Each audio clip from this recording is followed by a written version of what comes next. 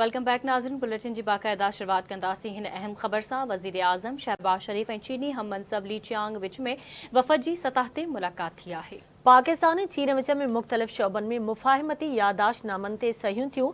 TV, film, transport, infrastructure, सनत, ज़राअत जे मुफ़ाहिमती यादाश्तनामनि ऐं मुआहिदनि ते सहियूं कयूं वियूं।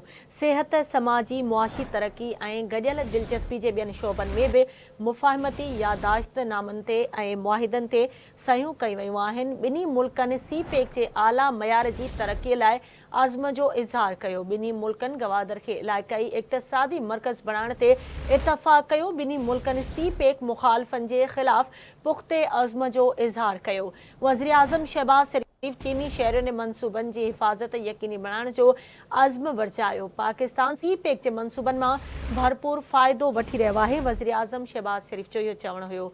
अहम ख़बर अवां सां शेयर कयूं पिया। वज़ीर आज़म शहबाज शरीफ ऐं चीनी हमनसब ली चियांग विच में वफ़द जी सतह ते मुलाक़ात थी आहे।